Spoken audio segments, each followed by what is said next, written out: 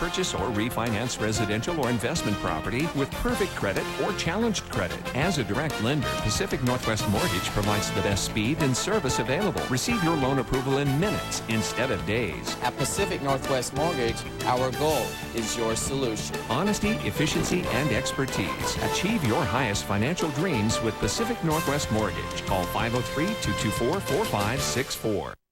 LA Weight Loss, helping America lose weight. Today, behind the scene and on the scene. Idea of the military situation that takes place here. How should Saddam be tried for his crimes? It all starts first thing in the morning. Good morning. Welcome to Today on the... How will the news affect the world? So what does this all mean for the war against terrorism? Your nation and your hometown. The debate over gay marriage. For your health at sunrise, a very active weather system. Investigators are trying to figure out. Today and every day from our family to yours. Northwest News Channel 8, where the news comes first. In Washington, this is Meet the Press with Tim Russell. Our issues this Sunday, Richard Clark, President Bush's one-time counterterrorism czar, levels explosive charges against his former boss. I believe the Bush administration in the first 8 months considered terrorism an important issue, but not an urgent issue. The administration unleashes a ferocious counterattack. The reflections in his book and what we hear in the media today are not the reality. Deeply irresponsible, it's offensive, and it's flat out false. It just seems to be another instance where Mr. Clark's memory is playing tricks. I just don't think that the record bears out Dick Clark's assertion. Who is right? What are Clark's motives?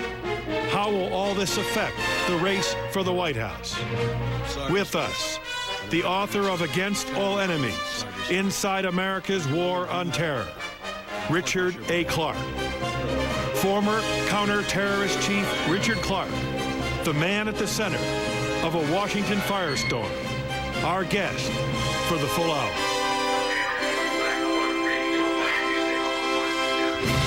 And Richard Clark is here. Welcome to Meet the Press. Good morning, Tim. You have written Against All Enemies, Inside America's War on Terror, testified before the September 11th Commission, also testified 2 years ago to a congressional joint inquiry, which prompted the leader of the Republicans in the Senate, Bill Frist, on Friday afternoon to take to the Senate floor and talk about you. Let's listen.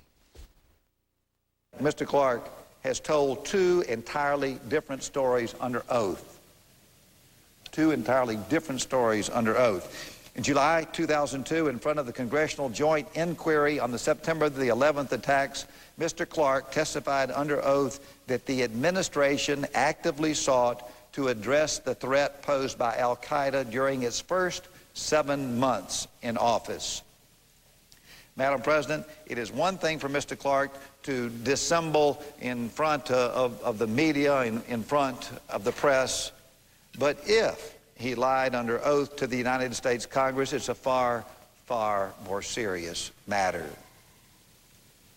As I mentioned, the Intelligence Committee is seeking to have Mr. Clark's previous testimony declassified so as to permit an examination of Mr. Clark's two differing accounts. Loyalty to any administration will be no defense if it is found that he has lied before Congress. Your reaction?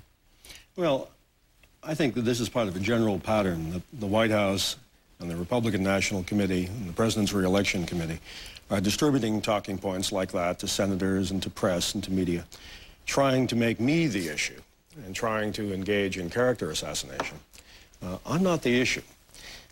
Now, we can talk about the specifics of their allegations. Is there any inconsistency between your sworn testimony before the September 11 Commission last week and 2 years ago before the Congressional Committee? No, there isn't. And I would welcome it being declassified, but not just a little line here or there. Let's declassify all 6 hours of my testimony. You would request this morning that it all be declassified. And I want more declassified.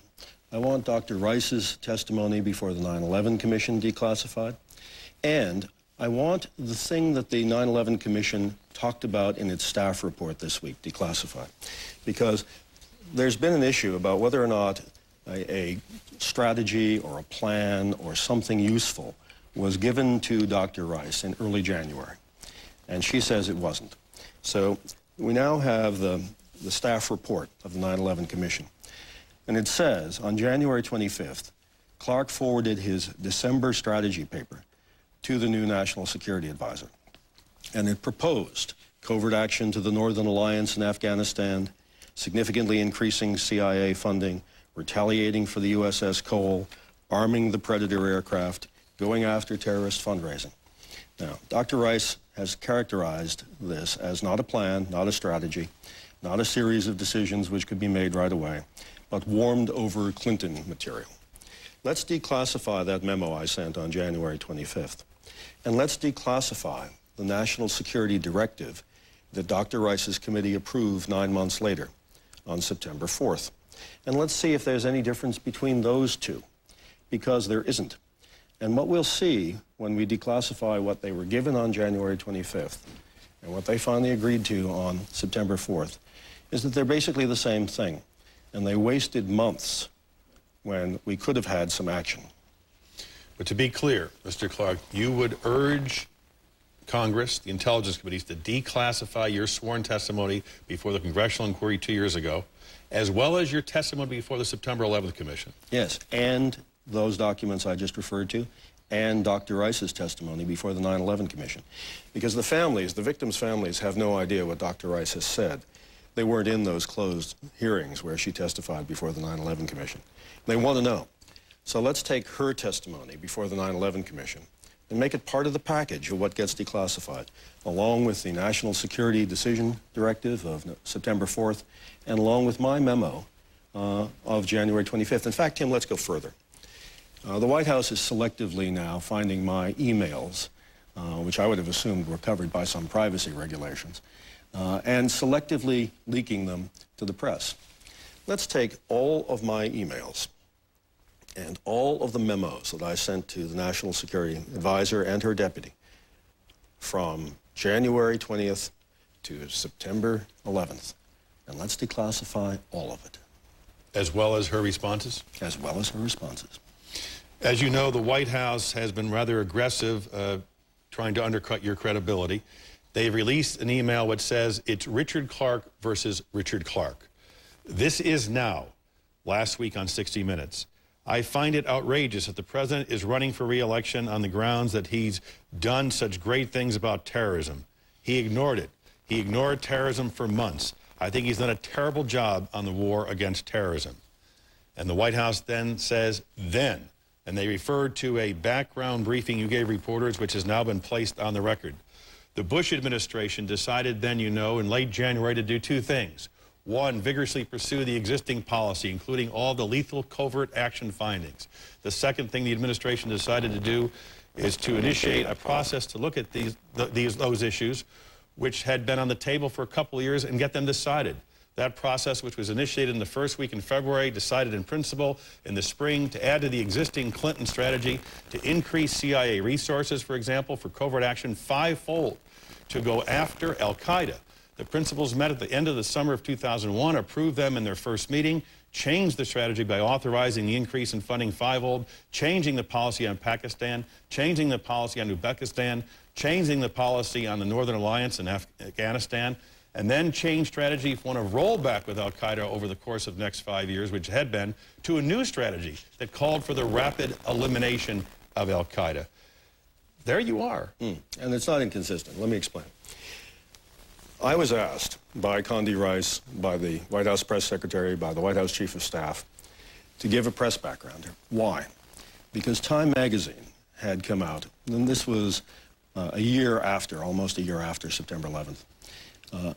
Time magazine had come out with a cover story after extensive research, and the cover story was devastating. The cover story of Time magazine was that the White House had been given a plan by me on January 25th, and had taken the entire 9 months to get around to looking at it at the principals level. That there had been over 100 meetings of Dr. Rice's committee on subjects involving Iraq, Star Wars, China, but only one on terrorism, and that one was on September 4th. Now, the White House naturally wanted someone to say that things had been going on during that summer. I said, well, you know, it's true. Things had been going on, but the plan wasn't approved until September 4th. And I was told, but you can say that it was approved by the deputies. You can say that things were approved in principle. I was told to spin it in a positive way. Now, the question is, why do you do that?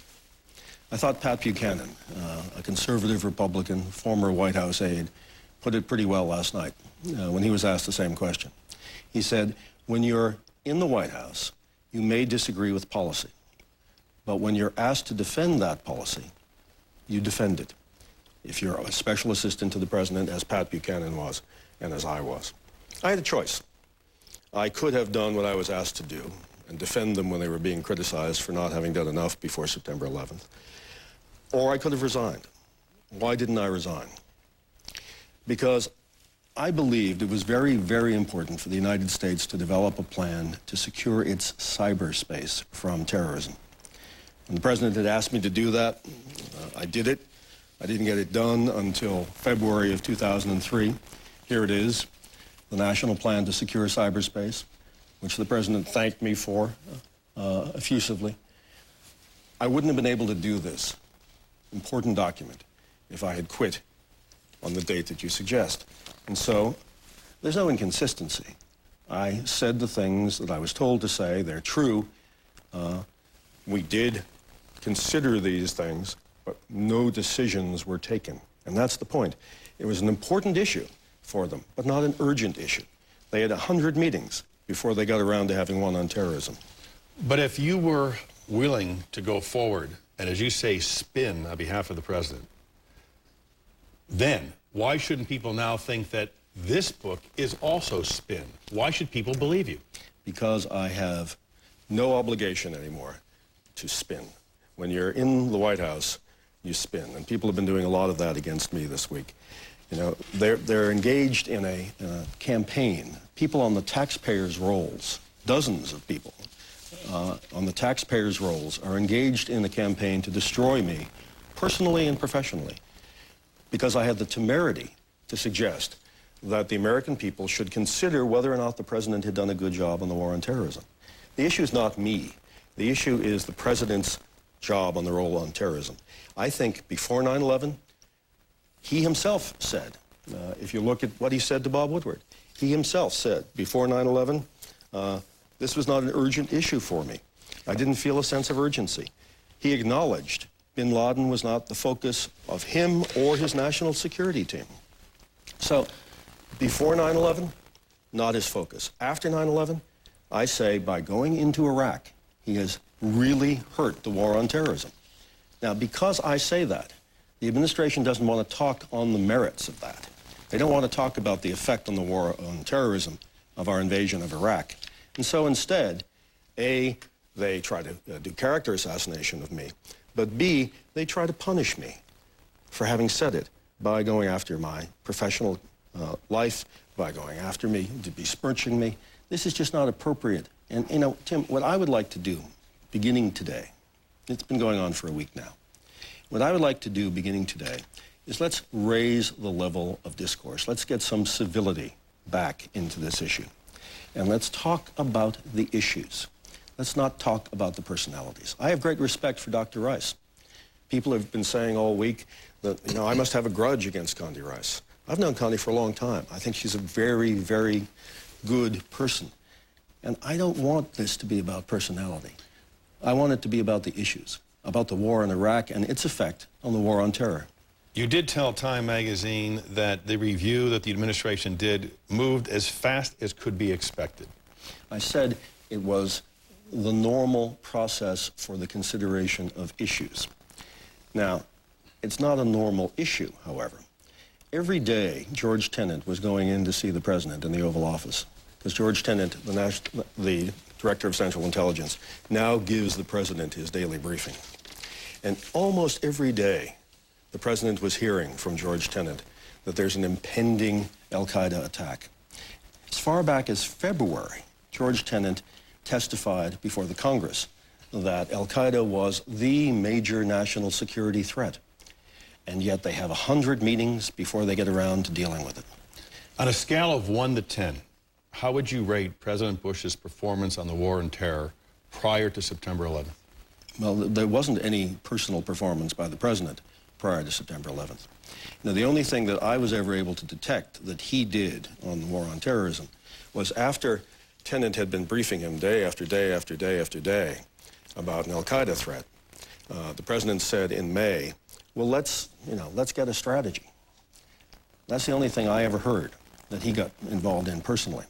And when he said that, Dr. Rice called me and said, the president wants a strategy. And I said, well, you know, the strategy was what I sent you on January 25th, and it's been stuck in these low-level committees. And she said, fine, I'll deal with that.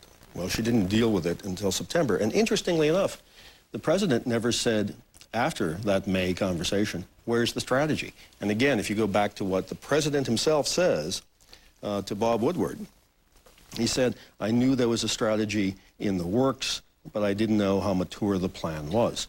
He's saying this on September 11th, he didn't know where the strategy was. The strategy that he had asked for in May, he'd never come back and asked where it was. You know, basically, it wasn't an urgent issue for them before September 11th. It sounds like a failing grade. Oh, I think they deserve a failing grade for what they did before, because frankly, they never got around to doing anything. They held interim meetings, but they never actually decided anything before September 11th. Now, when you resigned, you sent a very polite letter to the president. It's been an enormous privilege to serve you these past 24 months. I will always remember the courage, determination, calm leadership you demonstrated on September 11th. I thank you again for the opportunity to serve you. You have provided me. Was that just being polite? Yeah. Or are you now just being disloyal? No, well, my mother taught me to be polite. Let me read another line from the letter, which I have. I don't know what you have over there, but this is the actual letter. I will always have fond memories of our briefings for you on cybersecurity. Not on terrorism, Tim, because they didn't allow me to brief him on terrorism. You know, they're saying now that when I was afforded the opportunity to talk to him about cybersecurity, it was my choice. I could have talked about terrorism or cybersecurity. That's not true. I asked in January to brief him, the president, on terrorism, to give him the same briefing I had given Vice President Cheney, Colin Powell, and Condi Rice. And I was told, you can't do that briefing, Dick, until after the policy development process. Who told you that? Condi Rice. And I said, well, can I brief him on cybersecurity? Oh, yes, you can brief him on that. Now you read my letter to him. Let's read his letter back to me. Maybe you'd like to read it, if you can read it. Go ahead, please. This is his writing. This is the President of the United States writing. And when they are engaged in character assassination of me, let's just remember that on January 31st, 2003, dear Dick, you will be missed. You served our nation with distinction and honor. You have left a positive mark on our government. This is not the normal typewritten letter that everybody gets. This is the president's handwriting. He thinks I served with distinction and honor. The rest of his staff is out there trying to destroy my professional life, trying to destroy my reputation, because I have the temerity to suggest that a policy issue should be discussed. What is the role of the war on terror vis-a-vis the war in Iraq? Did the war in Iraq really hurt the war on terror? Because I suggest we should have a debate on that, I am now being the victim of a taxpayer-paid, because all these people work for the government, character assassination campaign. We'll get to that particular debate. Let me go back to September 11th and what led up to it. The Washington Post captured it this way. On July 5 of 2001, the White House summoned officials of a dozen federal agencies to the Situation Room. Something really spectacular is going to happen here, and it's going to happen soon, the government's top counterterrorism official, Richard Clark, told the assembled group, including the Federal Aviation Administration, Coast Guard, FBI, Secret Service, Immigration and Naturalization Service. Clark directed every counterterrorist office to cancel vacations, defer non-vital travel, put off scheduled exercises, place domestic rapid response teams on much shorter alert. For 6 weeks in the summer of 2001, at home and overseas, the U.S. government was at its highest possible state of readiness and anxiety against imminent terrorist attack. Did Dr. Rice instruct you to organize that meeting? No, I told her I was going to do it. And I had already been doing it the 2 weeks before, because on June 21st, I believe it was, George Tenet called me and said, I don't think we're getting the message through. These people aren't acting the way the Clinton people did under similar circumstances. And I suggested to Tenet that he come down and personally brief Condi Rice, that he bring his terrorism team with him. And we sat in the National Security Advisor's office. And I've used the phrase in the book to describe George Tenet's mornings as he had his hair on fire. He was about as excited as I'd ever seen him. And he said, something is going to happen.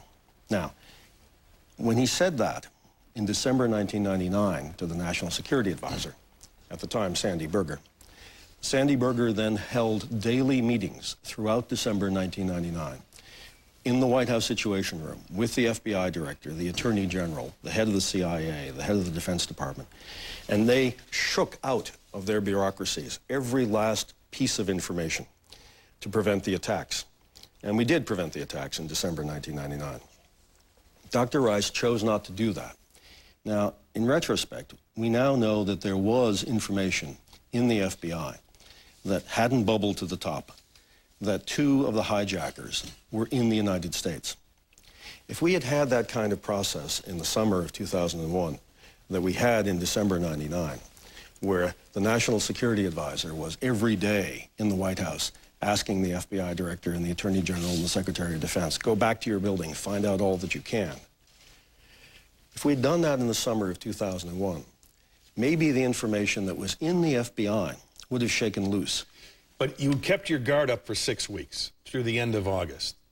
Why didn't you stay on high alert through September 11th? And do you regret this day that you didn't because you may have stopped that attack?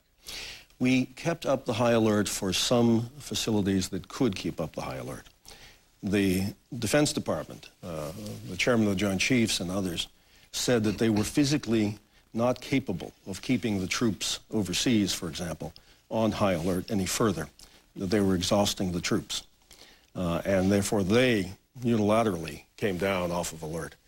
We kept all of our counterterrorism forces in the United States on alert. We continued to send out threat advisories to the airports and the airlines.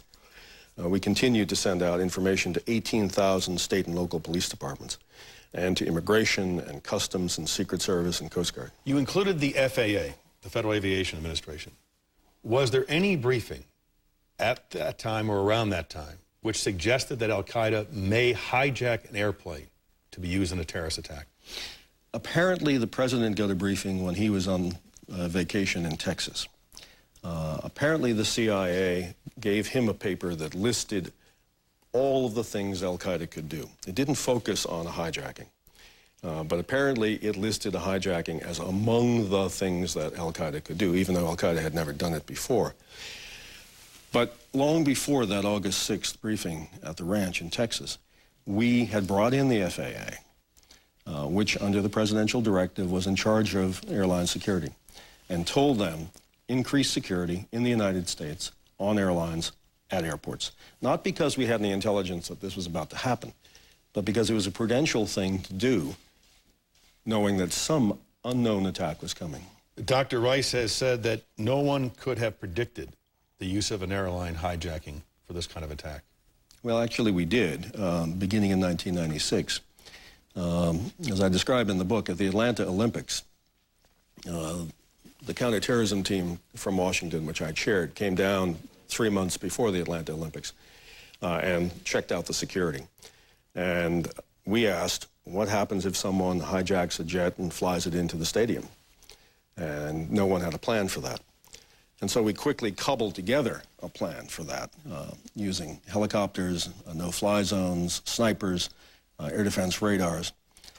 We did that again for 5 or 6 events over the course of the next 5 years. And I tried to get the authority and I tried to get the money to make it a permanent capability to protect the Congress and the White House. But I wasn't able to do that. You mentioned the September 15th email that you sent to Dr. Rice, and here's a portion of it. Note to CDR. When the era of national unity begins to crack in the near future, it is possible that some will start asking questions like, did the White House do a good job of making sure that intelligence about terrorist threats got to FAA and other domestic law enforcement authorities? As the attached paper, which we sent you in July, an email, also July note, in late June, the Interagency Counterterrorism Security Group, which I chaired, warned of upcoming spectacular al-Qaeda attack that would be quantitatively different. We convened on 5 July a special meeting of domestic law enforcement. Thus, the White House did ensure that domestic law enforcement, including FAA, knew that the Counterterrorism Strategy Group believed that a major al-Qaeda attack was coming, and it could be in the U.S., and did ask that special measures be taken. RAC, Richard A. Clark. That's right. Is that a CYA memo saying, Condi, this is how you spin if you're criticized for not doing enough? Were you complicit in that? I wasn't complicit in anything. There was a great fear in the White House after 9/11 that people would wonder why things hadn't been done and who was involved. Was the president involved? Was Dr. Rice involved? Who did what? And so what I was saying to them in answer to their concern was, I did these things. My committee did these things. Now, again, contrast that to December 1999, when we had similar indicators that something big was going to happen around the period of the millennium. There were going to be 3 major attacks around the world. Actually, we thought at the time there'd be 5.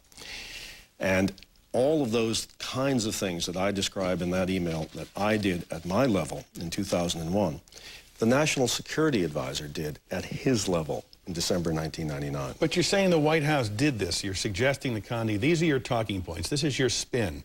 If you're asked whether or not the White House was prepared for this kind of attack. That's not spin, it's facts. I'm recounting what I did. She had asked me, what did you do prior to 9/11? And I'm telling her what I did prior to 9/11. As you know, your motivation has been widely questioned, both at the White House and by some on Capitol Hill. One article captured it this way: Mr. Clark, who had sought the #2 spot at Homeland Security, was passed over for a post in October 2002 and demoted by Secretary Tom Ridge and National Security Advisor Condoleezza Rice to the position of Special Advisor for Cyberspace Security. You applied for a position and didn't get it. Are you a disgruntled job seeker? Yeah, here we go again, it's about Dick Clark and it's about his motivation, when really this is what the White House is trying to get you and others to do. Is to focus on me. I'll answer the question, Tim, but I want to point out again that this is about the president's job in the war on terrorism. This is about how going into Iraq hurt the war on terrorism. This is not about Dick Clark. Dick Clark's not running for office. But the messenger's important. No, I understand. So let me answer the question. People questioned your motivation. So were you unhappy? Did you feel dissed for being passed over? No. Here, and the information you read is somewhat inaccurate. I wasn't demoted to a position of National Cybersecurity Advisor. There's lots of paper trail on this one. I asked in June of 2001 to be transferred from the terrorism job. I did, and my Chief of Staff, Roger Cressy, did, because in June 2001, we were so frustrated with the administration's lackadaisical attitude toward terrorism that we no longer wanted to work on the issue. As obsessed as I was with going after al-Qaeda, I felt I had to get out of the terrorism business because I couldn't work for an administration that was treating it in such an unimportant way. I asked the president to create the position of Special Advisor to the President for Cyberspace Security so that I could go into it.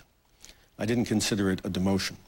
I considered it an important job, and I consider today the protection of our cyberspace to be a very important task, which we haven't done. But you were turned down for the #2 job at Homeland Security. No, I wasn't turned down for it. What happened was the White House was developing lists of people to consider for various jobs. And I said, if you want to consider me, fine. I've been working on Homeland Security issues for 5 years. Did you interview for it? I was interviewed for it. Am I disgruntled about it? No. Is that the reason I wrote the book? Let's talk about motivation. You're asking me, is that the motivation? So let's talk about what the motivation actually is. The actual motivation for writing this book is to, number one, tell the people who have been asking me for 2 or 3 years what happened on 9/11 and why couldn't we stop it. I hope the 9/11 Commission answers those questions too, but I had to get it off my chest. I had to tell the families of the victims. I had to tell lots of people who have been asking me, what went wrong? And how, with all of your experience, can you advise us on what mistakes you made personally? Can you advise us not to make those mistakes again?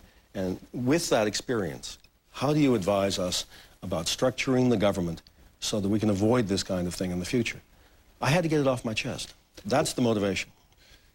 Publishers Weekly in January said that your book would come out, as it shows on the screen here, on April 27th. Mm-hmm. It was then released the day before the congressional, the September 11th Commission hearings. Mm-hmm. Was the book release accelerated and timed for maximum exposure before those hearings? I left the White House in February, started working on the book in March. It's the first time I ever wrote a book. Turns out it's a lot harder to write a book, Tim, than it is to write government memos. Had to do a lot of research, and I didn't have any access to my government files. Didn't have any classified papers. So I finished the book in October and had to turn it in to the White House for them to approve it. As a former White House official, your books have to be approved by the White House. And the White House took a very long time to approve my book. As soon as the book was approved by the White House in February, I gave it to the publisher, and it was out of my hands after that. The publisher got it out as fast as they could. Our original intention was... But if the White House delayed publication, you had scheduled April 27th. I hadn't scheduled anything. The publisher had. You moved it up by more than a month to coincide with the hearings? Tim, I turned the book in February. I have no control over what Publishers Weekly says or when the printing presses are available. I wanted it to be a Christmas book, and I turned it in time for it to get out in Christmas, had the White House not sat on it in the White House approval process. And again, this has become part of the controversy. Again, Senator Frist went to the Senate floor, and let's listen. Assuming the controversy around this series of events does, in fact, drive the sales of his book, Mr. Clark will make a lot of money for exactly what he has done. I personally find this to be an appalling act of profiteering, of trading on insider access to highly classified information and capitalizing upon the tragedy that befell this nation on September the 11th, 2001. Mr. Clark must renounce, I think, any plan to personally profit from this book. The book is dedicated to those who were murdered on September 11th, and you apologize to the family. Would you consider giving the royalties or profits from the book to the children of those families who were murdered? Tim, long before Senator Frist said what he said, I plan to make a substantial contribution, not only to them, but also to the widows and orphans of our special forces who have fought and died in Afghanistan and Iraq. And when we see the results of the book sales, we'll know how much we have to make donations. I also have to consider the fact that friends of mine in the White House, because I still have friends in the White House having worked there for 11 years, are telling me that the word is out in the White House to destroy me professionally. One line that somebody overheard was, he's not going to make another dime again in Washington in his life. So I have to take that into account too. This sort of vicious personal attack is also directed at my bank account. But this is not about me making money, it's about getting the truth out. And long before Senator Frist said what he said, I plan to make substantial donations, and I will make substantial donations.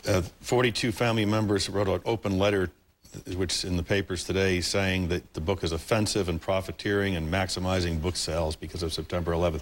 What do you say to those families? Well, I say I'd like them to read it. And as to Senator Frist's comments that it's filled with highly classified information, it was approved by the White House for release. And anything that the White House found in it that they thought was highly classified was removed. I had a very emotional meeting with the families after the commission hearing. I had asked for their forgiveness in my testimony. And several of them came up to me and said, I forgive you, I forgive you. It was It was a moment that I will never forget. And for Senator Frist to say that I didn't have the right to ask for their forgiveness, that I didn't have the right to apologize, I just think is an example of how this whole debate has gotten overheated. And I'd like to return to a level of civility here. Do you believe that President Bush should apologize to the families? Everyone has to make their own decisions about that. If he doesn't feel it in his heart that he has anything to apologize for, then no, he shouldn't. How about President Clinton when the planning for September 11th largely occurred? Again, I think if they feel it in their heart, they should do it. If they don't, they shouldn't. It's a matter of personal decision. We're going to take a quick break and come back and talk about the role of terrorism during the Clinton administration and the Iraq War, a whole lot more. Richard Clark, the former White House terrorism chief, is with us this morning. More after this. Meet the Press is sponsored by Morgan Stanley. One passion, one principle, one client at a time. And by ADM, the nature of what's to come. Can you paint something beautiful with sunflowers? Can you drive forever on corn? Build a dream house with oil seeds? ADM has found if you ask the right questions, nature will answer. By finding natural alternatives for many of the things we use every day, we're making the world less harmful to people and more friendly to the environment. Can you hear me? ADM, the nature of what's to come.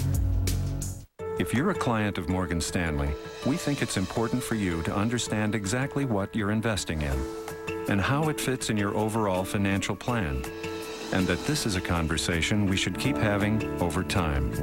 Because our relationship is about more than investing your money. It's about helping you gain a full understanding of your investments together. To learn more about what we're doing to help individual investors succeed, visit morganstanley.com. Meanwhile, at dinner. Our network's been down for 2 days. Internet worm.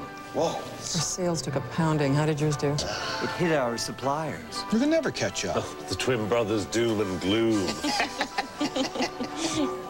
Jeff, you're awfully quiet. Our network didn't go down. No? No?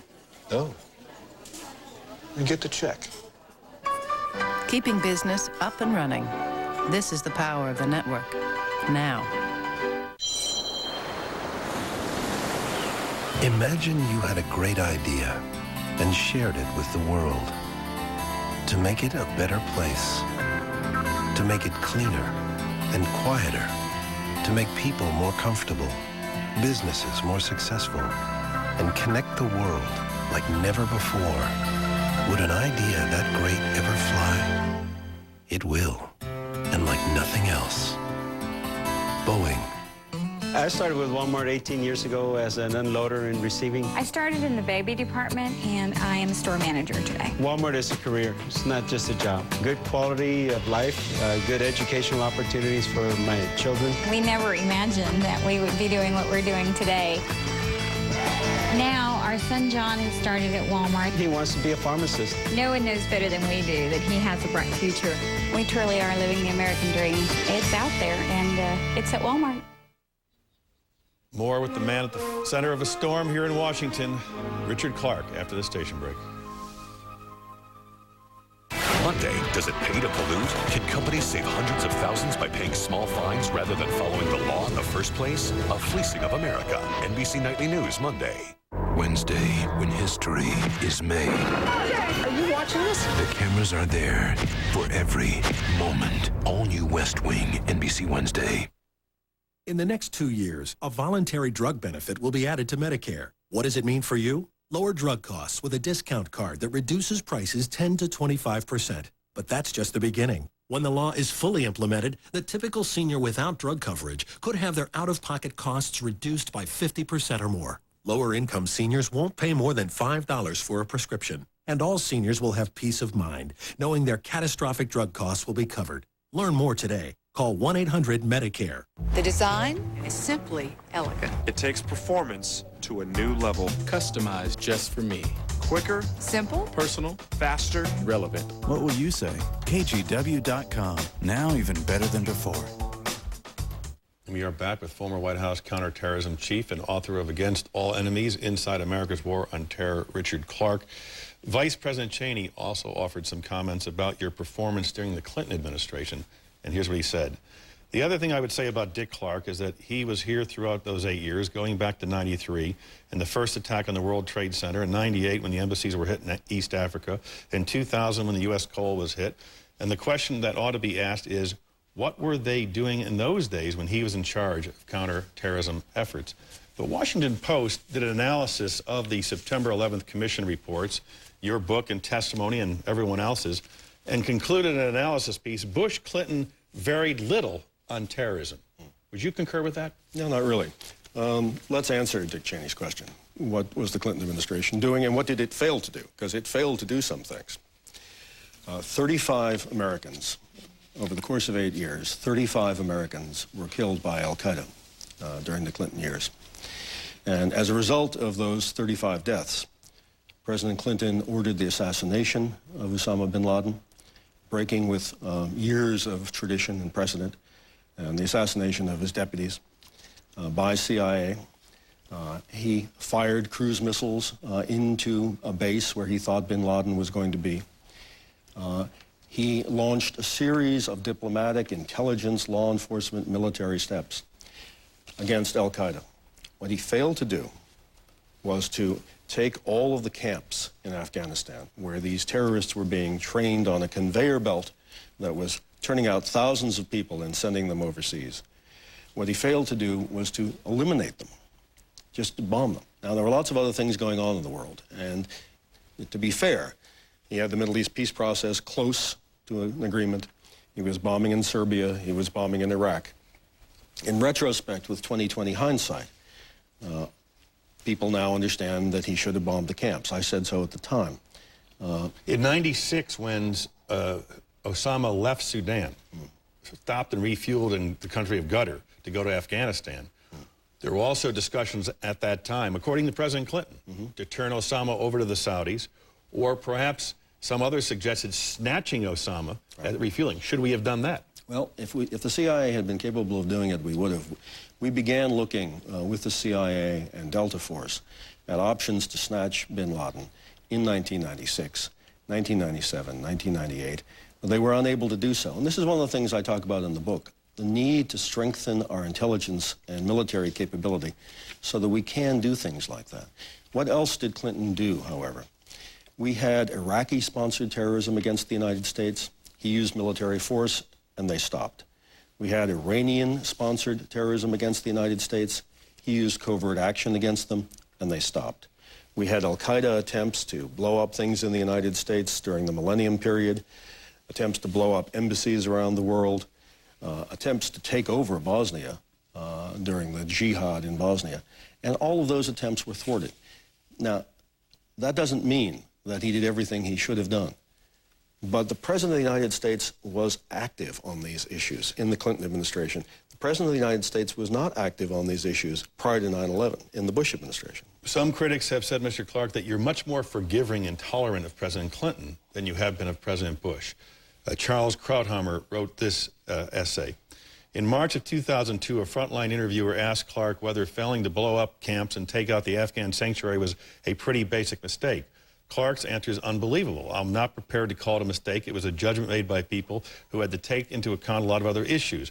The Middle East was going on. There was a war in Yugoslavia going on. People of my pay grade had to judge, above my rank, had to judge what could be done in the counterterrorism world at a time when they were also pursuing other national goals.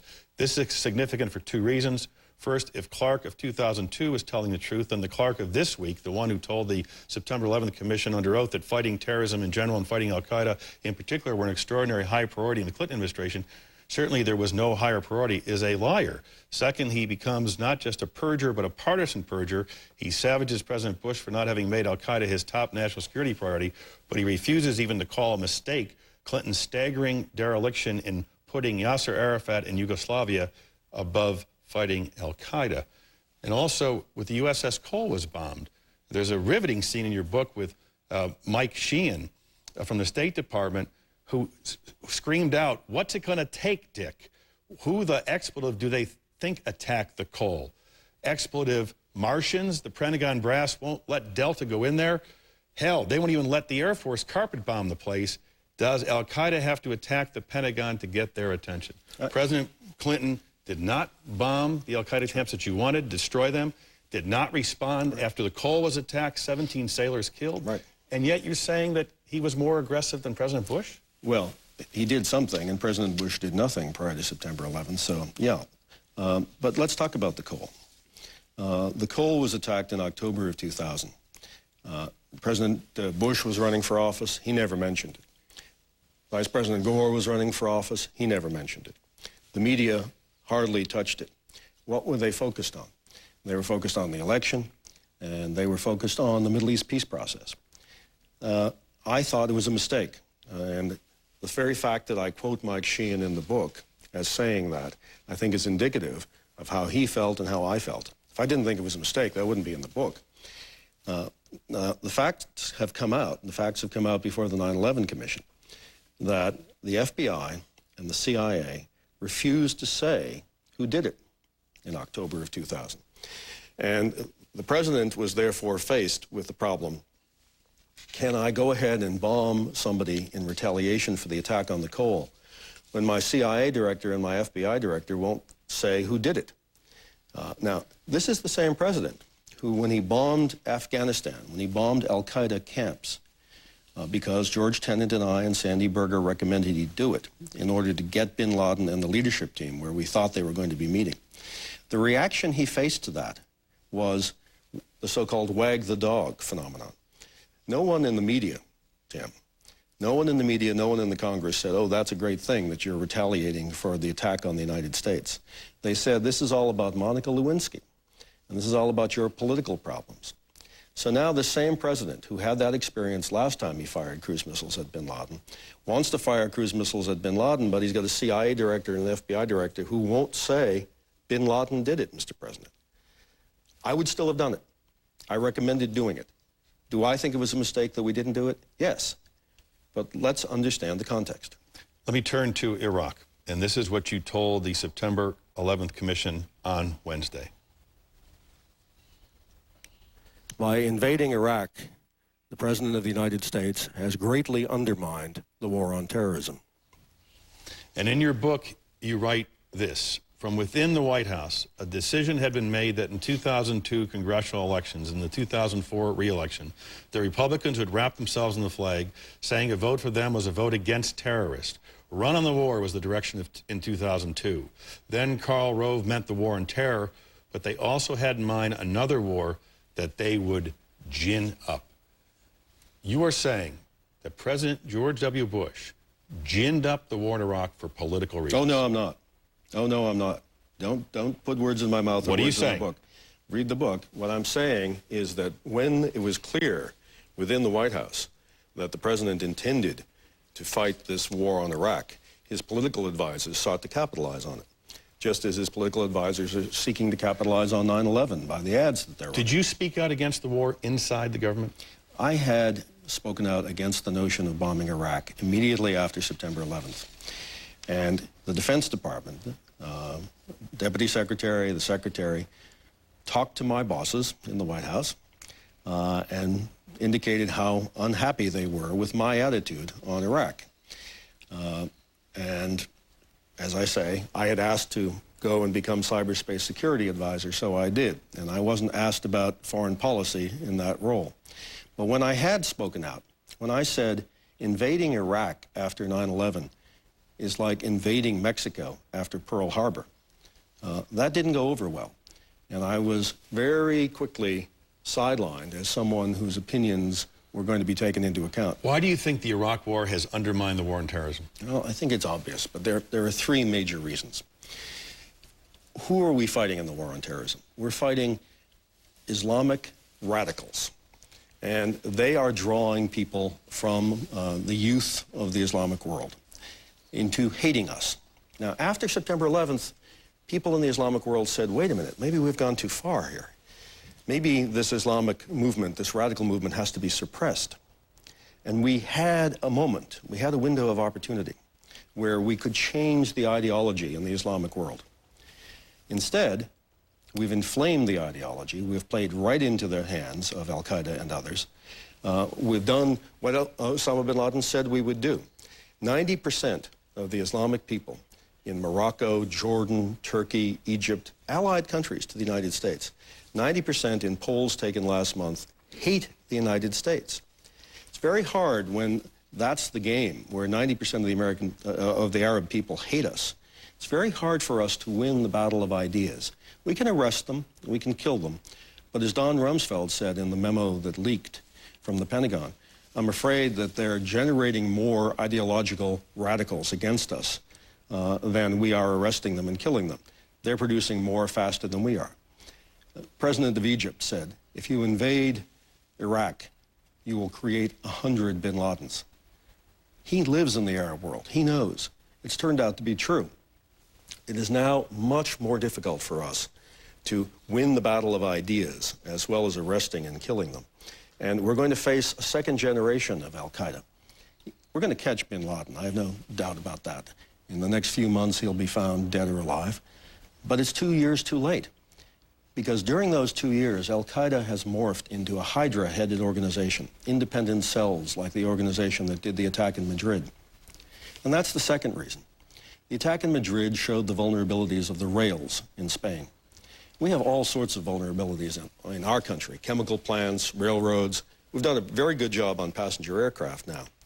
But there are all these other vulnerabilities that require an enormous amount of money to reduce those vulnerabilities. And we're not doing that. And three?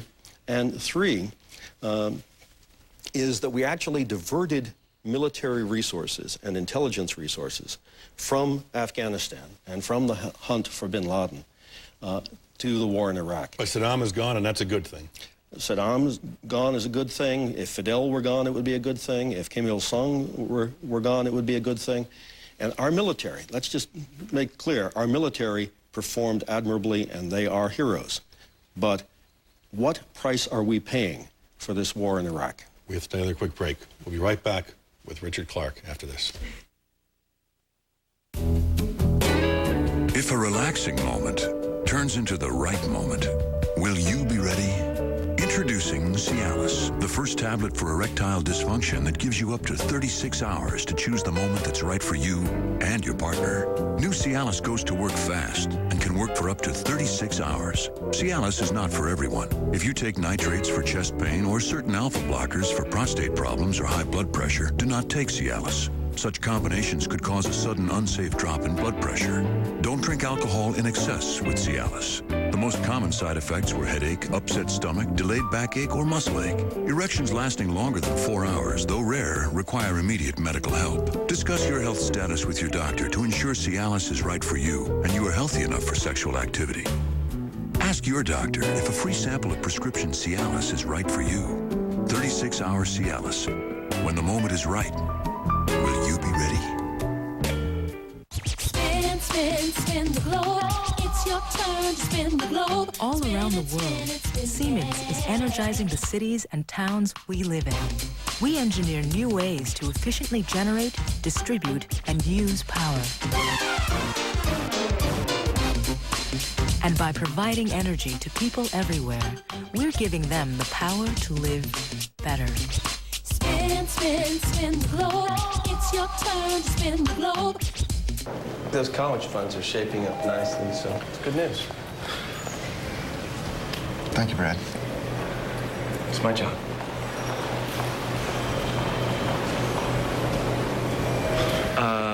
Thank you. Thank you. Thank you, Brad.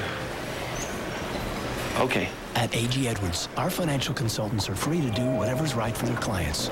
Clients really appreciate that. A.G. Edwards. And we're back. Did you vote for George Bush in 2000? No, I did not. You voted for Al Gore? Yes, I did. In 2004, you'll vote for John Kerry? I'm not going to endorse John Kerry. That's what the White House wants me to do. And they want to say I'm part of the Kerry campaign. I've already pledged I'm not part of the Kerry campaign, and I will not serve in the Kerry administration. Will you vote for him? That's my business. Will you seek elective office? Never. Fine. I've done 30 years in the government as a senior executive. I don't want to do it. Would you like to come back in government in Never. another capacity? Not a day. Ever? Not a day. It's over. 30 years is enough. Richard Clark, we thank you for joining us and sharing your views. That's all for today. We'll be back next week. If it's Sunday, it's Meet the Press.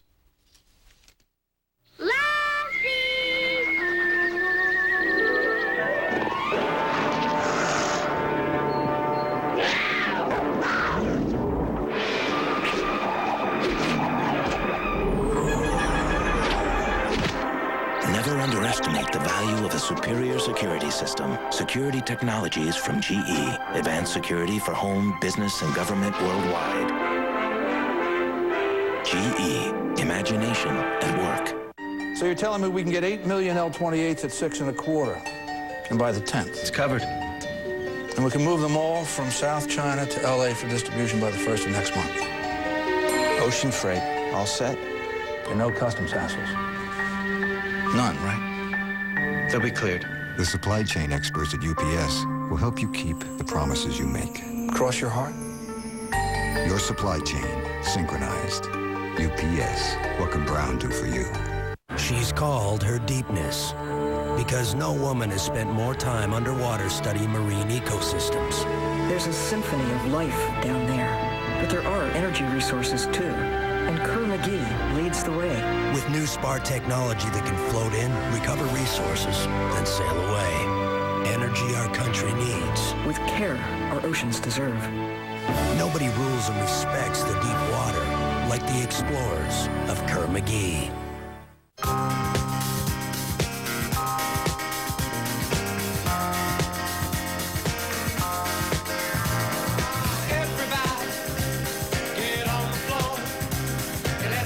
Make more of your money work for you. Consider a Fidelity Freedom Fund targeted to your retirement years. For more information and to open a no-fee Roth IRA, call 800-642-0816 today.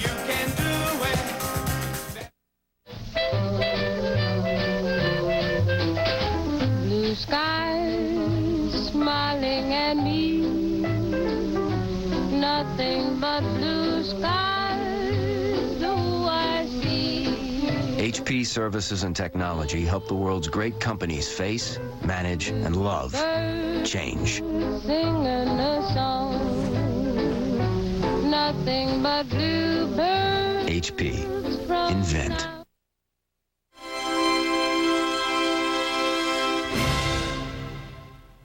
I love what I do. I love the people I work for, and I love the company I work for.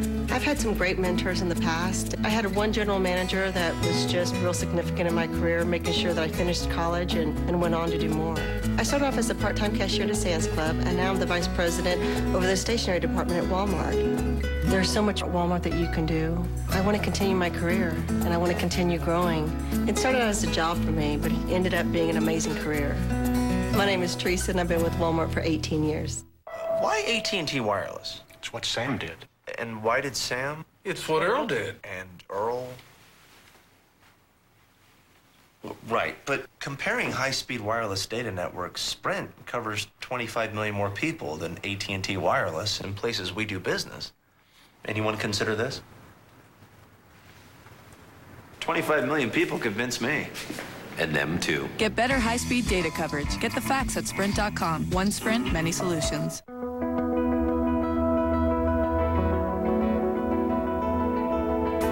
The great ones elevate their performance.